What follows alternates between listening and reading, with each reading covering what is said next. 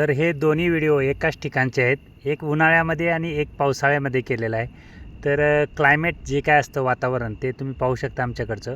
उन्हाळ्यामध्ये जो छोटा व्हिडिओ दिसतोय त्याच्यामध्ये असं वातावरण असतं आणि पावसाळ्यामध्ये जे वातावरण असतं ते मोठ्या व्हिडिओमध्ये जे दिसतंय त्या प्रकारे वातावरण असतं.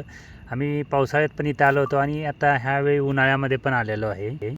पण जर पावसाळ्यामध्ये फिरायला याल तर म्हणजे स्वेटर वगैरे ह्या सगळ्या गोष्टी तुम्हाला करून याव्या लागतात, कारण क्लायमेटच एवढं भारी असतं की आपल्या हातून म्हणजे तुम्ही विचारच करू शकत नाही. समोरचं म्हणजे 5 फुटाच्या पुढे दिसणार नाही आणि ह्या आता जो छोटा व्हिडिओ आहे त्याच्यामध्ये तुम्हाला दिसत आहे सर्व, पण पावसाळ्यामध्ये जर आला तर हे अजिबात काय दिसत नसतं. अशा प्रमाणे सर्व काय धुके असतं आमच्याकडे.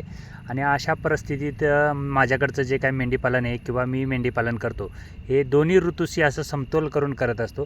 तुमच्याकडे असा काय प्रश्न नसतो, त्यामुळे तुमचं मेंढीपालन हे चांगल्या प्रकारे होतं आणि आमचं थोडंसं बिघडतं.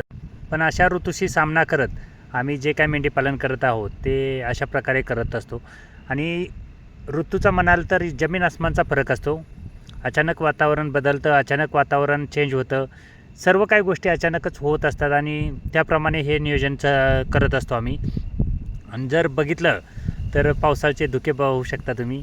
पावसाचे असे धुके आमच्याकडे येतात क्षणात, म्हणजे तुम्हाला धुके दिसतील क्षणामध्ये थोडंसं उघडल्यासारखं होईल आणि एवढा भारी निसर्ग वाटतो की लोकांना वाटतं की खरोखरच आपण म्हणजे गावाकडं का राहावं. तर असा जर निसर्ग पाहायचा असेल तर 100% गावाकडं राहावं. आणि हे पाऊस चालू होतो आमच्याकडे तेव्हाचं वातावरण आहे आणि पाऊस जाताना तर ह्याच्यापेक्षा वेगळं असतं.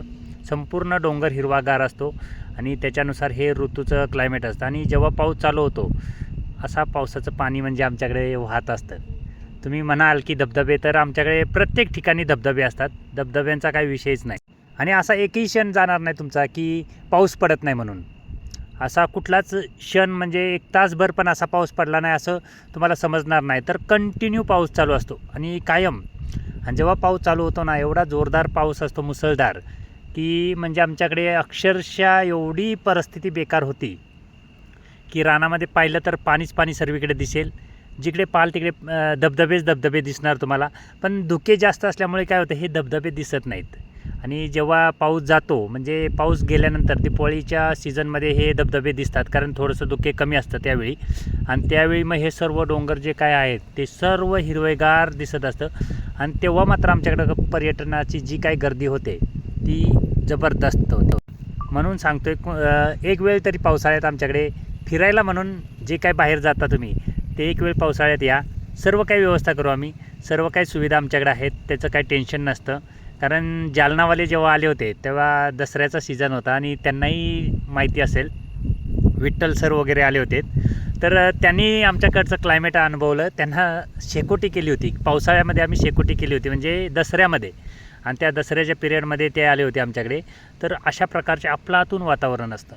आत्ता जरी म्हटलं उन्हाळ्यामध्ये तरी थंडी लागते आणि पावसाळ्यात तर विचार करूच शकत नाही असं वातावरण असतं. मग अशा प्रमाणामध्ये जर काय आम्ही मेंढीपालन करायचं असेल तर अशा प्रकारे करावं लागतं, त्याला पर्याय नसतो.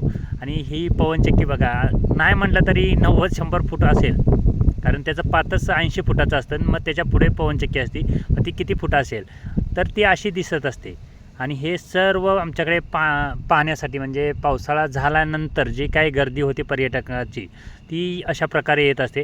आणि उन्हाळ्यामध्ये जर पाहिलं तर उन्हाळ्यामध्ये अशा प्रकारचं आमचं वातावरण दिसत असतं, एकदम अफलातून. मग लोकांनी विचार केला पाहिजे गावाकडे राहायचं, गावाकडे व्यवसाय करायचा की काय करायचं. ह्या सर्व गोष्टी प्रत्येकाच्या वैयक्तिक मनावरती येतात. आपण सांगून कोण करेल किंवा नाही करणार ते वेगळ्या गोष्टी येतात, पण जिद्द असेल तर गावाकडे ह्या सर्व गोष्टी करण्यासारख्या आहेत. तर एक वेळ जेव्हा आमचं कासपठारचं सीझन चालू होतो त्यावेळी मात्र एक वेळ असं या पाहायला तुम्हाला सर्वच पूर्ण म्हणजे धुक्यांनी भरलेलंच सर्व दिसेल, अजिबात काही वेगळं दिसणार नाही आणि निसर्ग एकदम